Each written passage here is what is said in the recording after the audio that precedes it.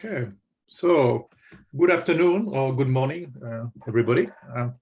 I'm pleased today to welcome Esther Grieder, and Esther will speak about make a presentation about the HPass project, building a digital badging community for the humanitarian sector.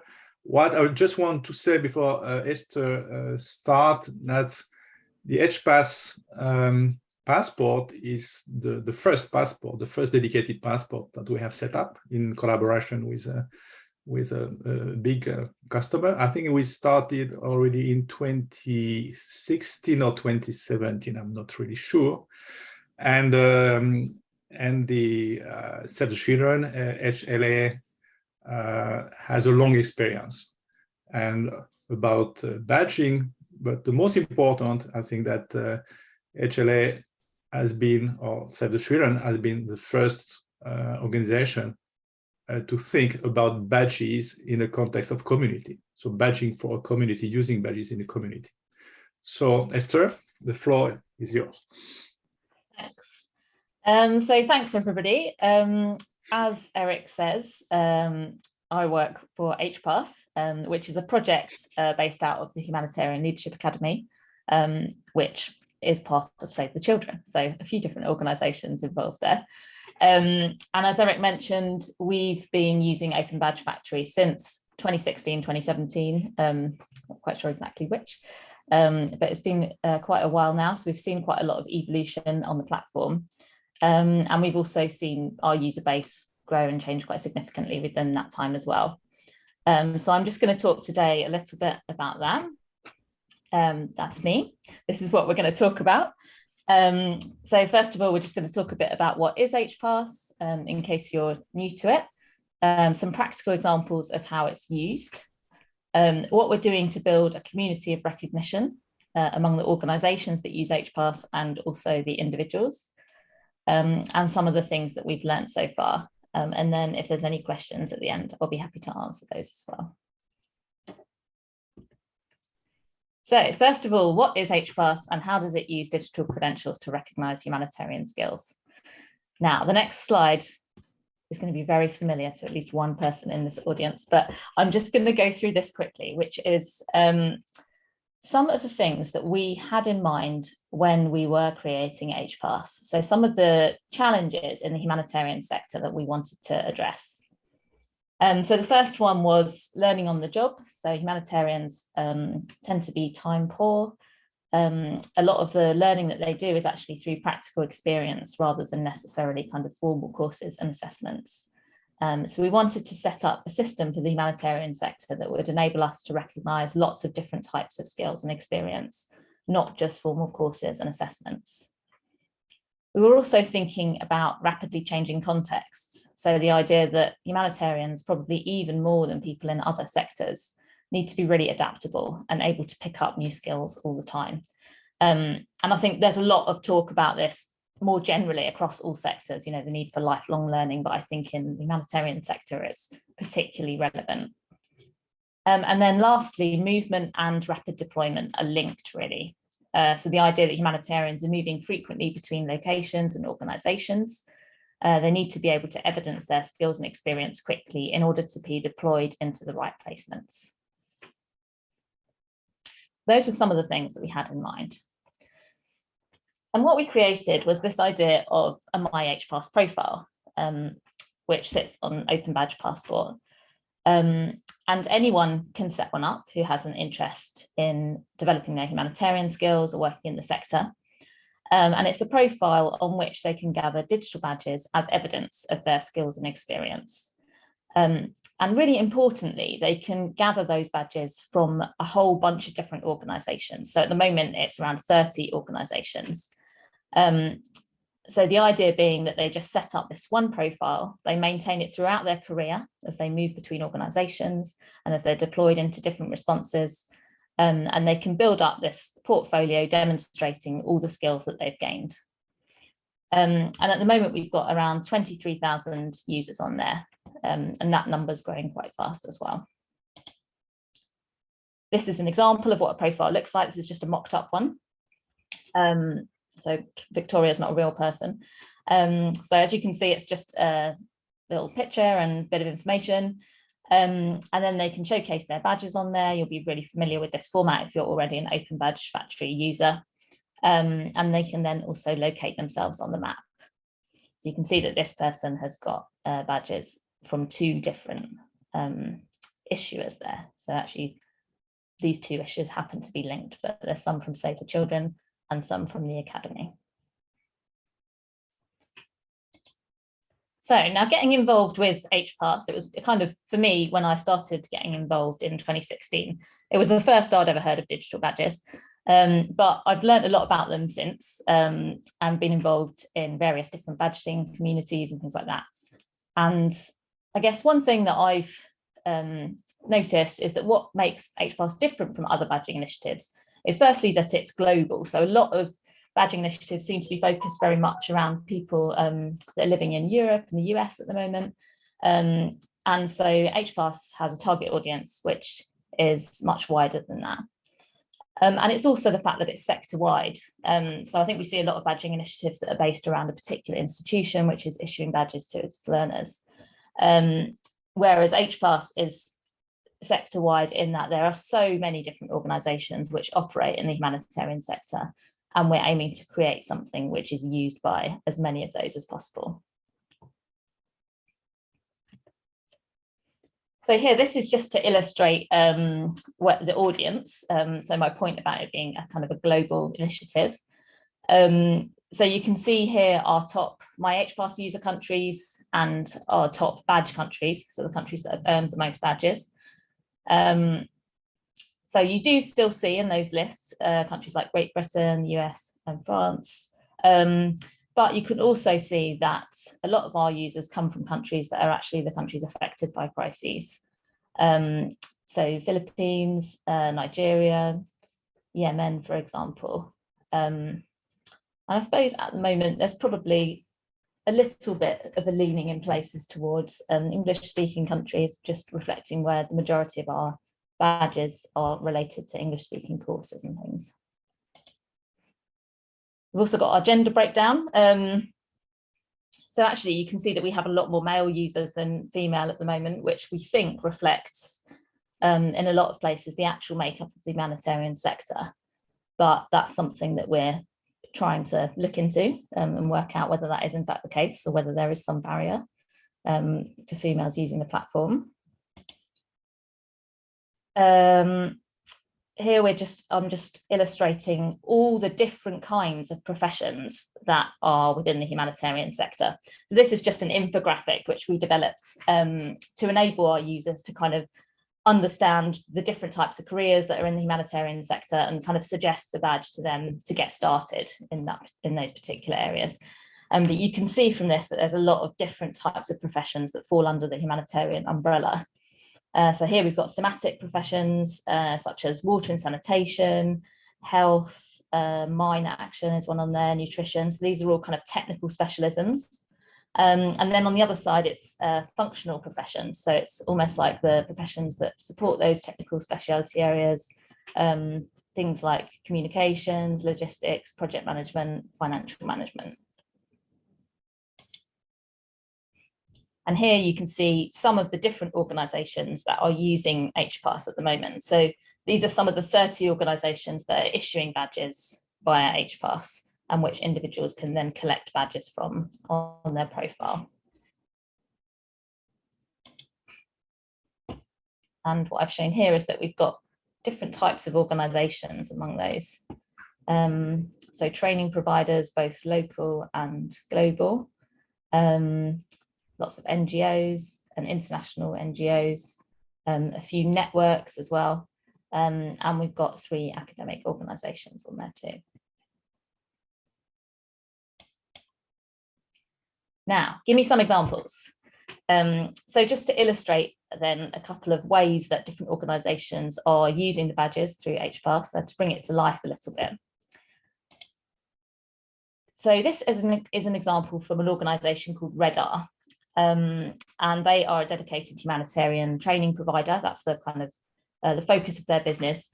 And I find this badge really interesting because it's context specific. And what they've done here is they've created a milestone pathway related to the Ukraine response.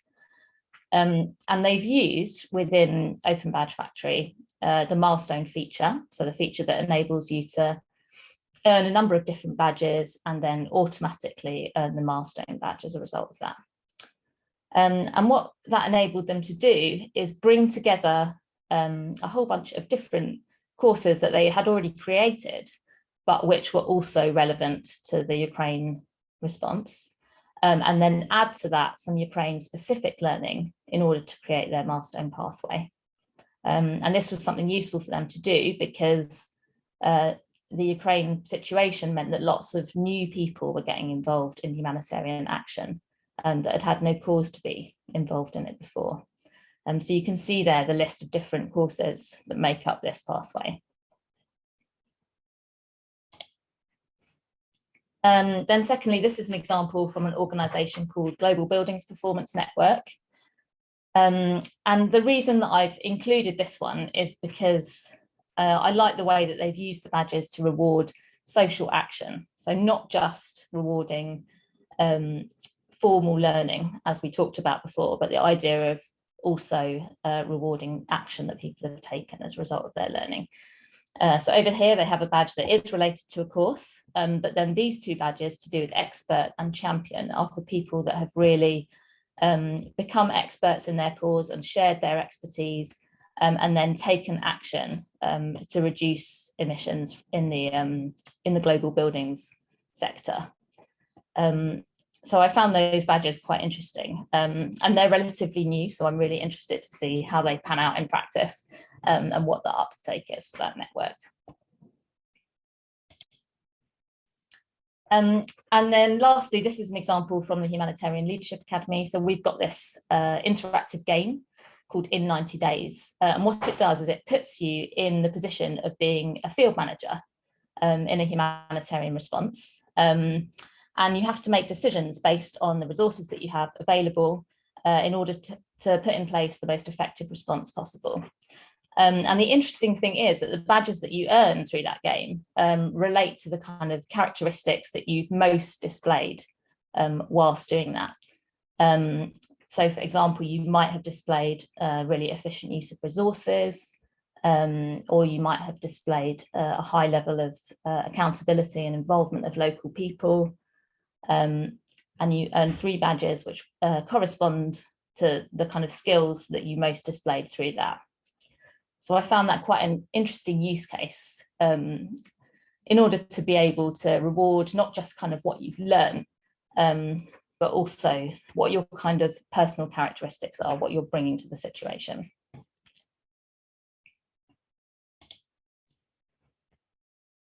So how are we building a community of recognition? And I think I mentioned right at the beginning that for us, this idea of community involves 2 different groups really at the moment. So firstly, there's the people that are using myHPass, that are setting up their profiles, so people working in the humanitarian sector. And then on the other hand, there's the organisations that are issuing badges through HPass. So how are we building our myHPass community? And I'd say that this is quite a new area of work for us, really. I mean, I know that we talked about how we've been around for a while using HPass, but when you think about our journey, we started off working with organisations, helping them to develop their badges and start issuing them. Then we started building up an individual user base. Now we've got 23,000 users. So it's kind of, we're just getting to the point now where we've got this community that we can do something with. So I'd say this is still a relatively new area of work and hopefully one that's going to grow quite a lot. One of the things that we're trying to do is reward people that are really demonstrating their kind of commitment to their learning and development and to sharing what they've learned. So we recognise that the reason why people want to earn these badges is to improve their knowledge, but also then to hopefully motivate for promotions, or to be able to get, advertise themselves to new employers and things like that. So we want to kind of help them on the way, really. And some of the things that we've done HPass Learner of the Year. We did at the end of last year. So we had gold, silver and bronze awards for people that had literally just the most badges on their profile. And that was interesting because there's quite a lot of people who you sort of look at their profile and you think this person is a collector. They just kind of love badges and they want to get as many as they can. And that's quite interesting, that it has that kind of motivating effect for some people. And I guess we've really found that you can then use those people as examples to others, and kind of build on that enthusiasm and hopefully make it a bit infectious. The second example that you can see just pictured there is something that we're doing at the moment, Community Champion and HPass Learning Leader badges. So these are people that have shared what they've learned.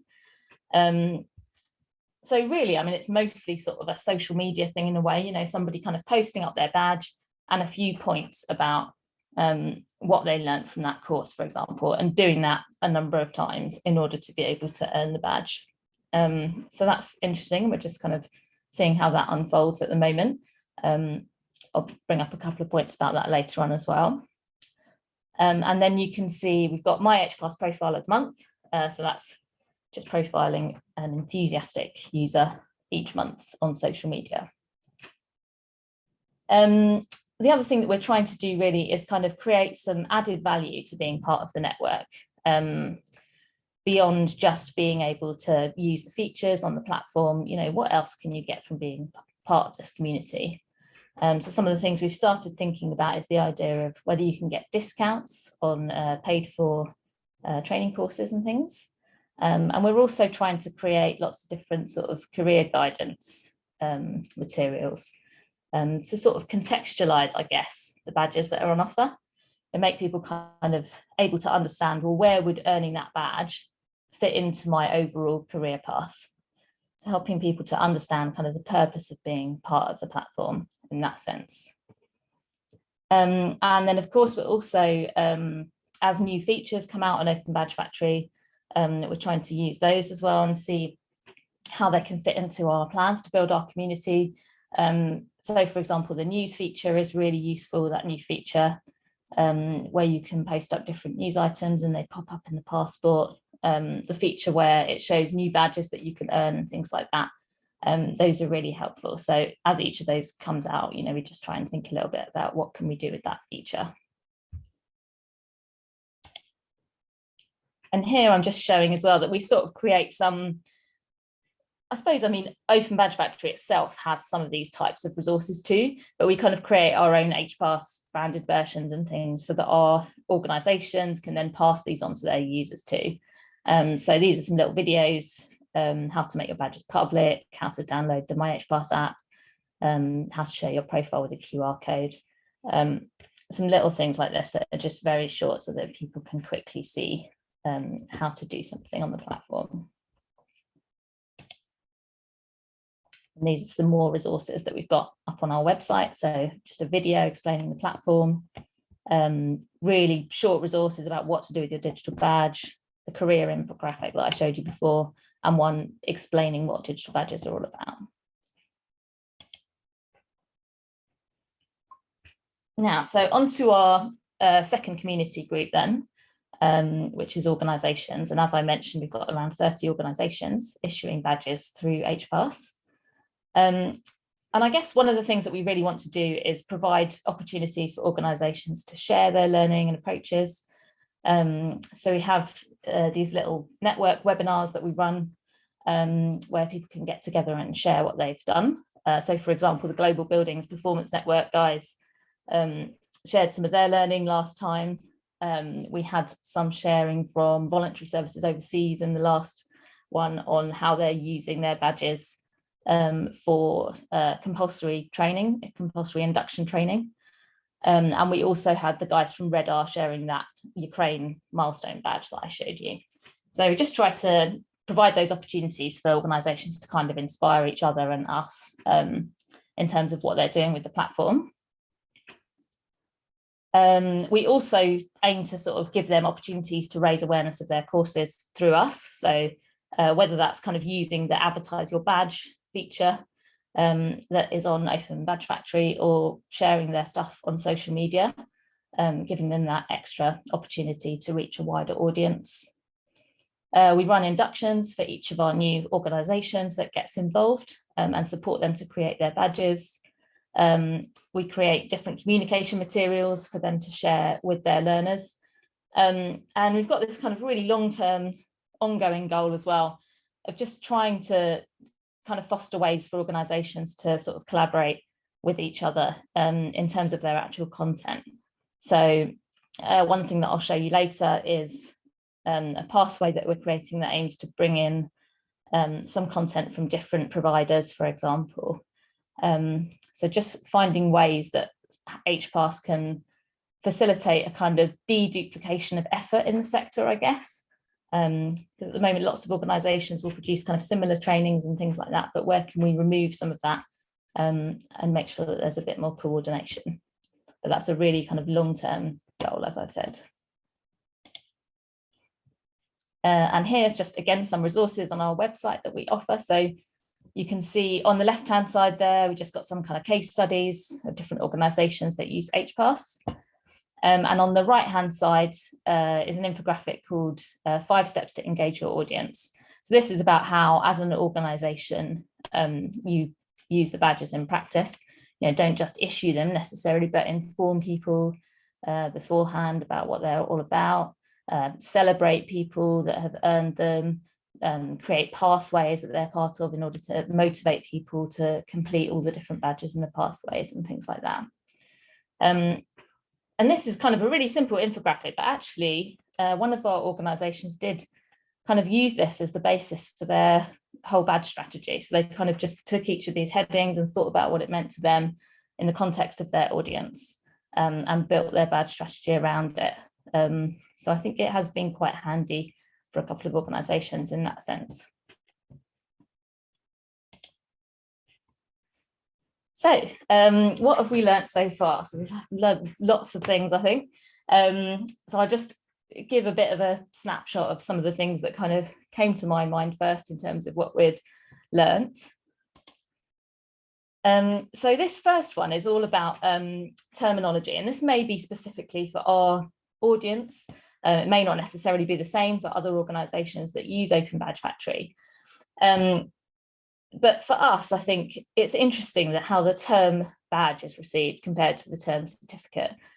And lots of the areas in which we work, people are kind of very wedded to the idea of certificates. You know, they'll often sort of print out a whole chunk of different sort of participation certificates and things and submit them alongside a CV as part of a job application, for example.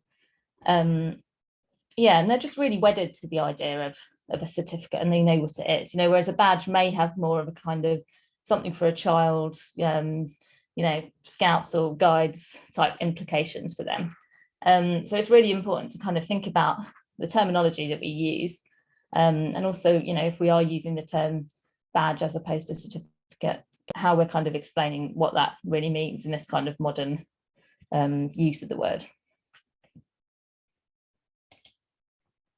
And here's an example. So this is somebody that applied for one of our kind of community champion badges.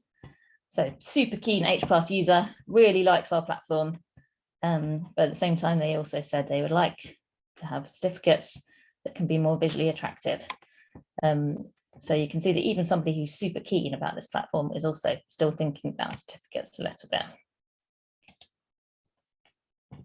This is another learning that we've had, which is to do with, I guess, the tension between the idea of having a kind of standardized approach to badges, or the idea of having badges that can recognize a whole bunch of different achievements and things like that. I suppose for us, where we're coming from with this is, on the one hand, we want HPass to be something that in the long run is going to speed the process of recruitment, enable people to be deployed more quickly. And so in a way, that kind of approach lends itself to the idea of there being sort of very standardized, limited number of badges that are very easily comparable, so that a line manager or a recruiter can just very quickly look at those, make a decision and deploy somebody into a particular position.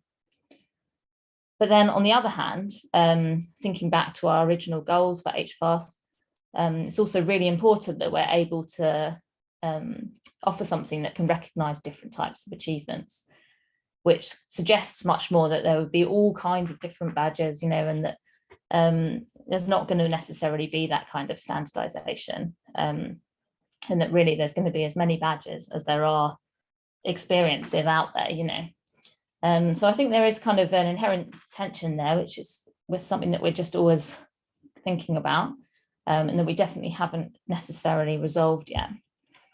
And I think, like many organizations, we often get this question about quality.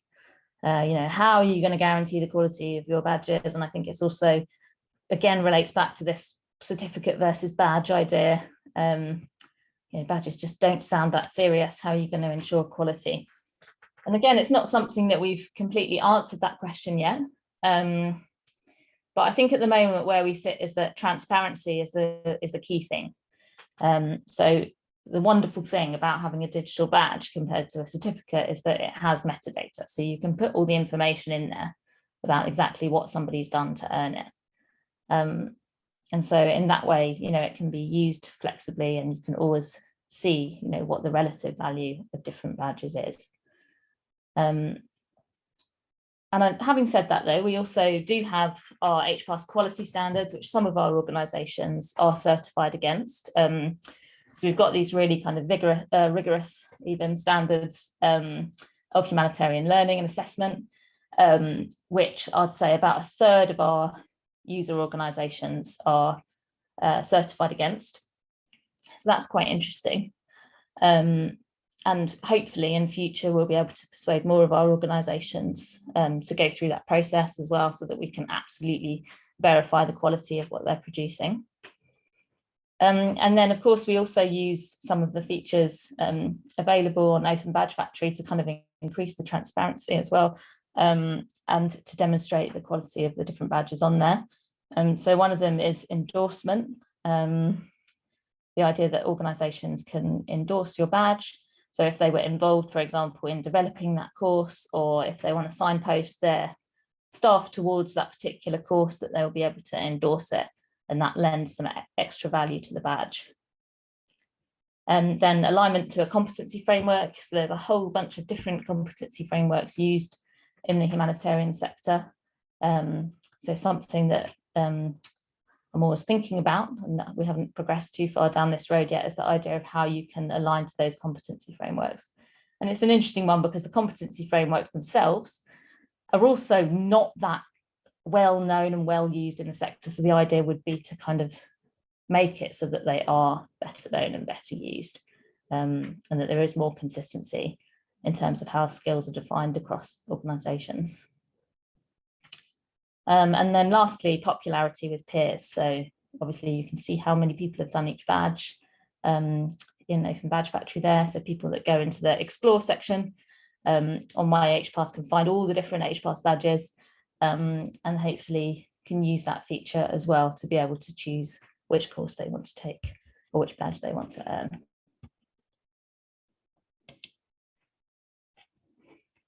Now, this is often a different direction. Another thing that we learned was around who seeks recognition. This is something that we started thinking about when we did our HPass Learner of the Year badges. And we found that we gave out badges to lots of men and lots of women, probably marginally more men than women, just based on who had earned badges on the system there. But the funny thing was that when we then went out to people and said, who wants to be featured in our posts about HPass Learner of the Year, only the men wanted to be featured. And so we had these interesting comment from somebody. I can't help but notice that all featured gold learners are men. Makes me wonder why that could be Humanitarian Leadership Academy. And she was absolutely right, because the women that had earned these badges had not chosen to profile themselves. And then interestingly, so far, with our HPass community champion badges as well. So these are badges that you can almost, sign yourself up for, as long as you've done the relevant social media posts, and then you can fill in what you've done and you can claim that badge. But so far, the only claimants that we have are men. Now, I don't know whether this is a pattern or whether it's just something, just some initial findings which might not be borne out. But I do think it's a really interesting point that if you kind of offer that idea of open recognition, people sort of self-recognizing, you do have to just keep an eye on who does that and whether there is any pattern in terms of, who believes that they are worth that badge. I just think it's something that we all need to just sort of stay cognizant of as we develop those type of open recognition approaches.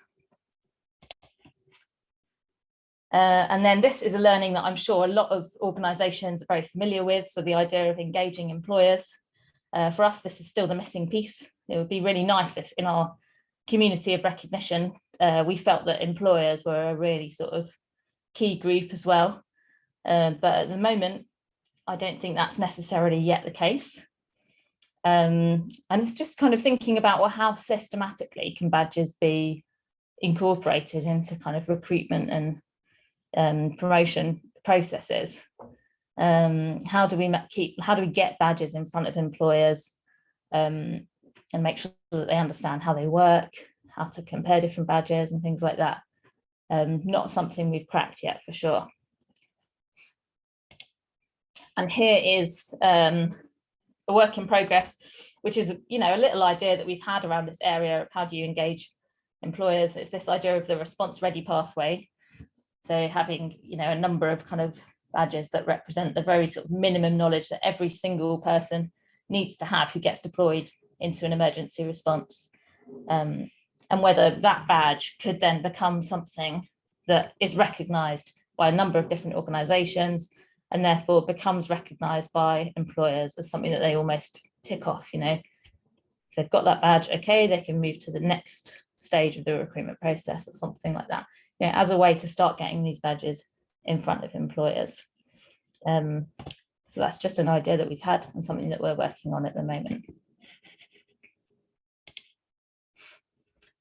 And then we also have, because of the particular audience that we have, one of our learnings is around connectivity. So although, almost everywhere is now connected to the internet and, everybody's got phones and all that kind of thing, actually, some of the areas where we work still were really struggling with bandwidth and things like that. So, for example, places like South Sudan and Yemen.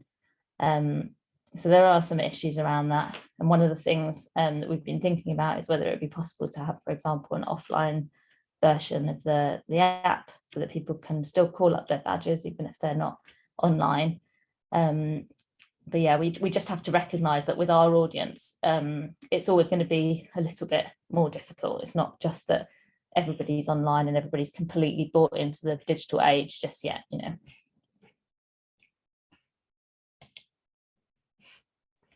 And then finally, just back in relation to community, I guess, one of the things that we've really learned is that the importance of badge champions. So I think with HPass, we've kind of proved that all sorts of different organisations can use the badging, tiny organisations that don't have any dedicated learning and development staff, great big organisations that have whole departments working on that kind of thing. They're all able to do it. But it's just a question of having that sort of individual person there who's really excited by the idea and really committed and can sort of see the potential. So we've been really lucky that we've got a lot of those people in our network. And I think likewise with the individual users of HPass as well, it's really important to be able to identify those people that are really going the extra mile to populate their profiles and sharing their badges, and really taking an interest and using those to kind of inspire others.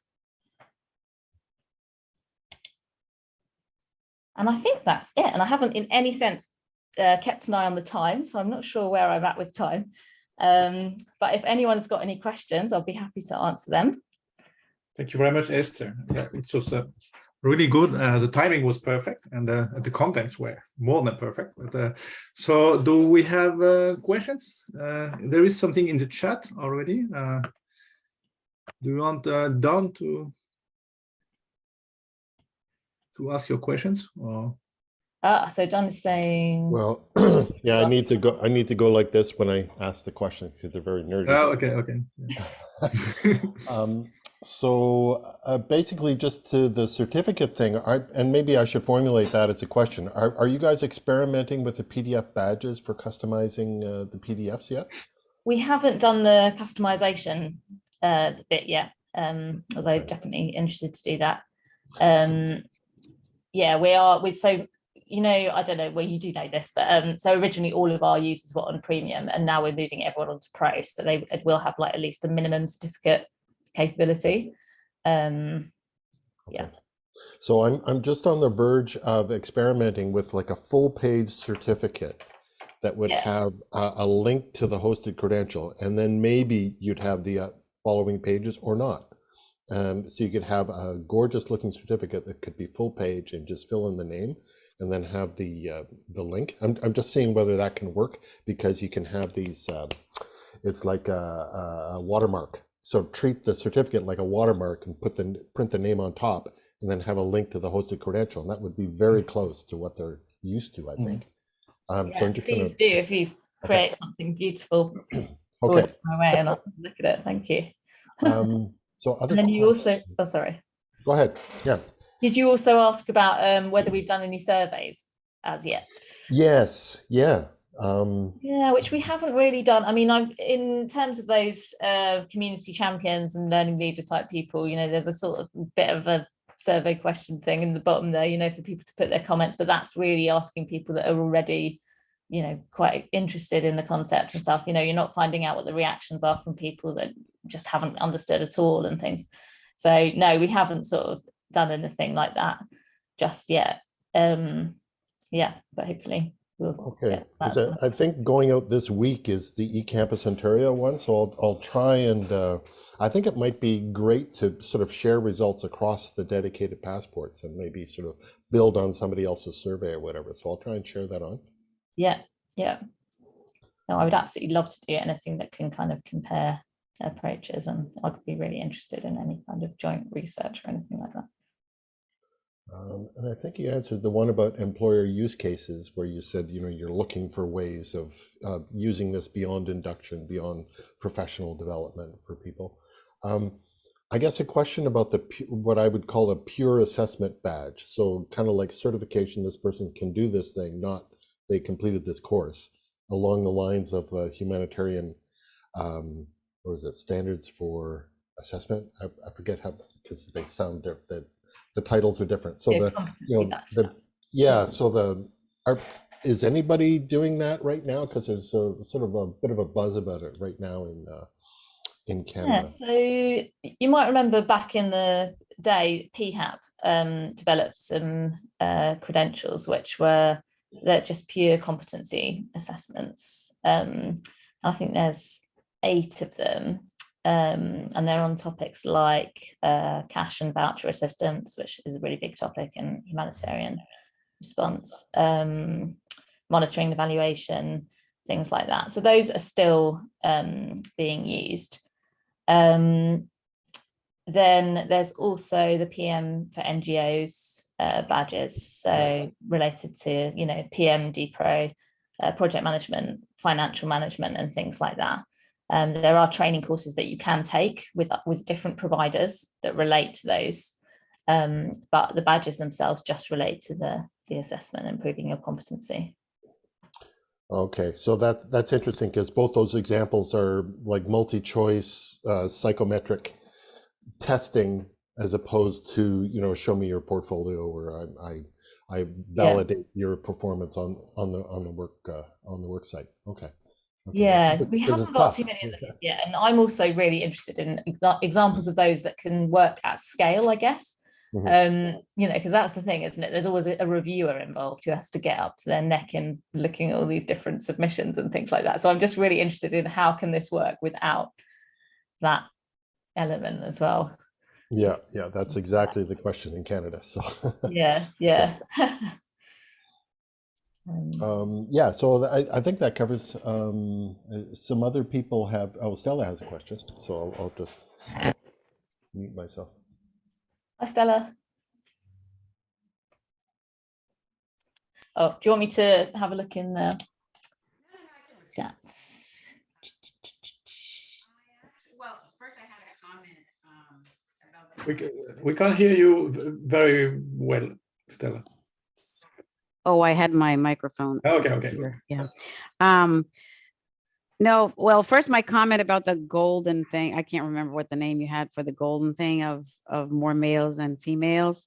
Yeah. I just a curiosity that maybe you want to do some crossing of information to see if there's any sort of ethnic background related to that too, like if it's men and white men, or because I think there might be even cultural elements there, just out of curiosity.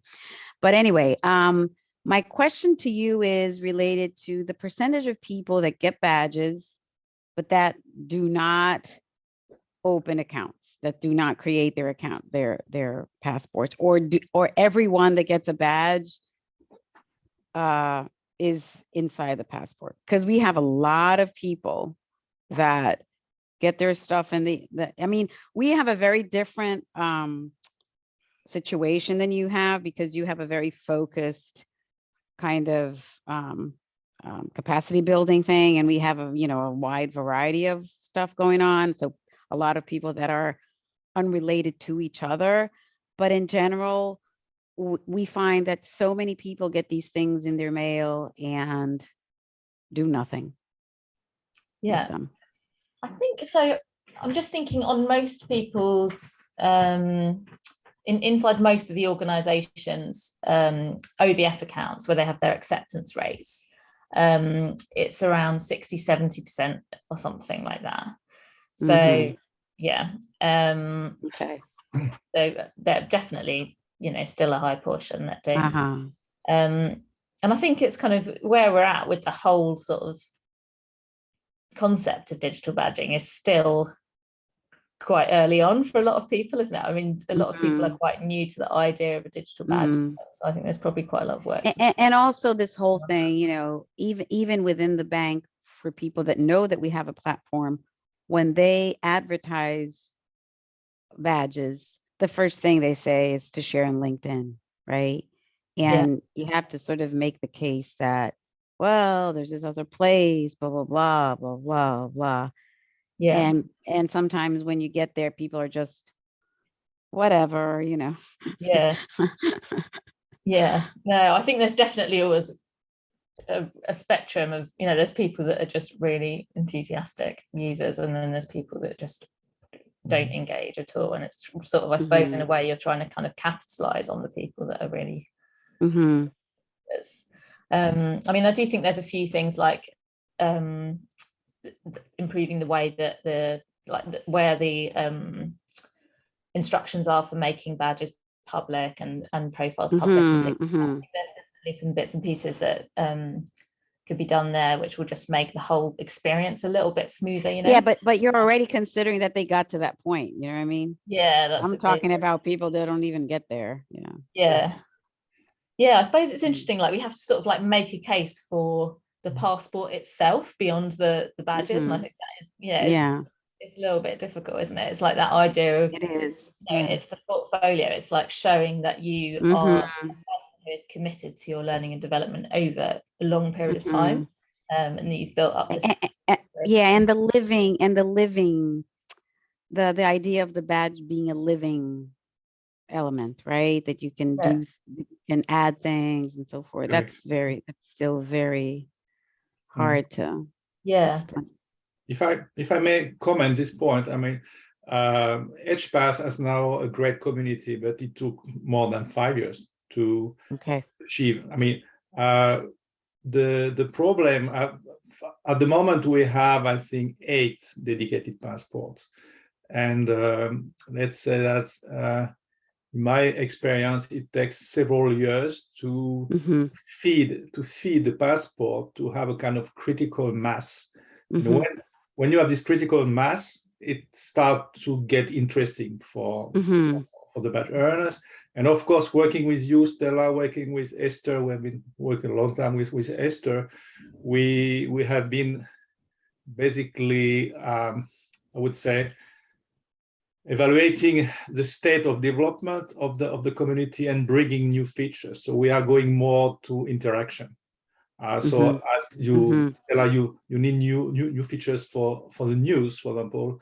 Well, the news are a way to start to have communication from the organization side to the community. We have also introduced communication, the kind of WhatsApp stuff inside. So we are preparing slowly, bringing new interaction level in the passport. And when you get a critical mass, I think that it will start to have this real community interaction. It takes time at the beginning. It can be frustrating, but let's say the most important is to have a kind of alimentation of the passport. So to issue badges and to have a critical mass. And of course, what Esther and what the HPass project has been doing, that they have been also taking care, great care of all the members of the network. And it's a huge work, big work, what Esther and her team has been doing.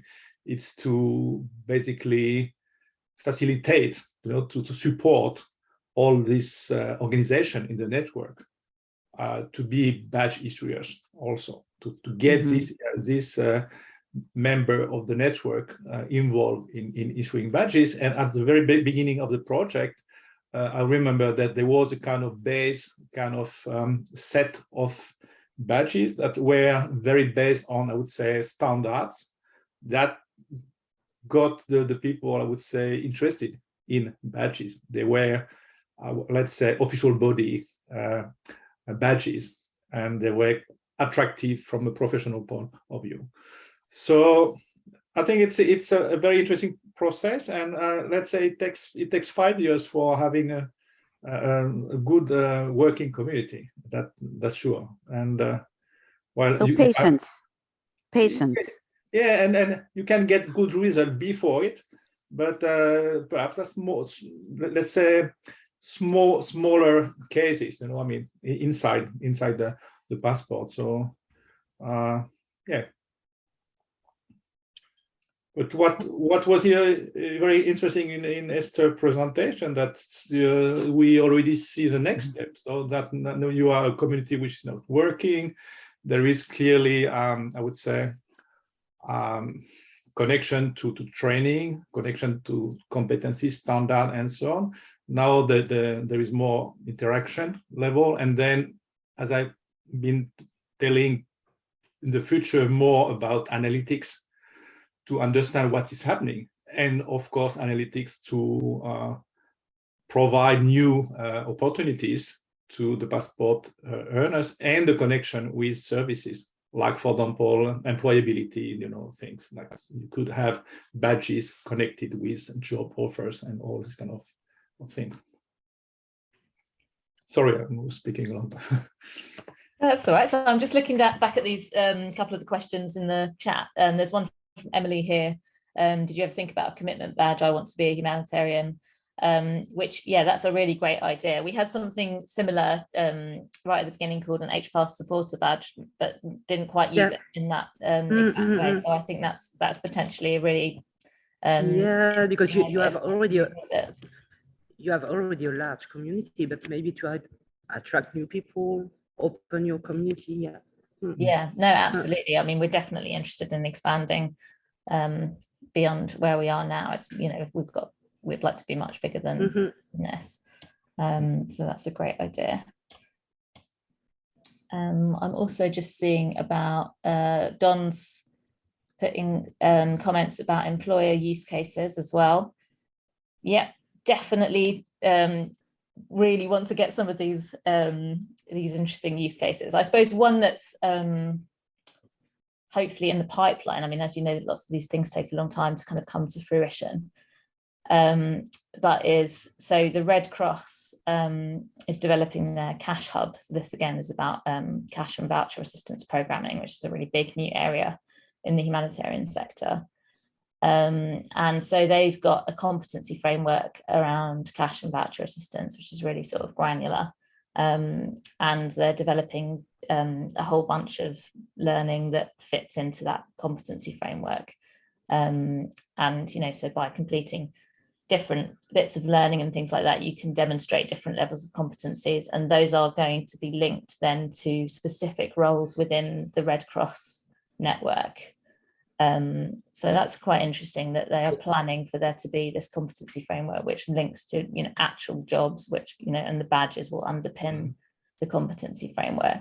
But as with all these things, it takes a long time for them to develop all of that, because the competency framework in itself must have been a huge undertaking, let alone putting together all the learning which sits behind it and the badges. So I think probably that will actually come out next year at some point. Is that British Red Cross, IFRC, or ICRC? It's a collaboration between British Red Cross and IFRC. Okay, interesting.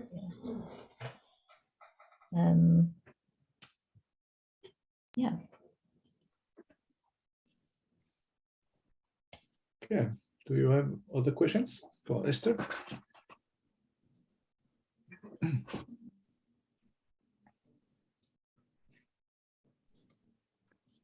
Well, cryptically put something about asparagus, but I'm not sure about, I haven't grown asparagus, so I don't understand that reference. Oh, that just means it's like a garden. You have to tend for a while, and then you start seeing the fruit, because asparagus comes out year 2 and onward, so anyway. Yeah, there's definitely a lot of perseverance involved, I think. Yeah. But the question of digital certificates and badges, I think perhaps for some people it's difficult to understand the potential badges, because they come from the tradition of certification. But basically, perhaps the main difference is that the certificate is I would say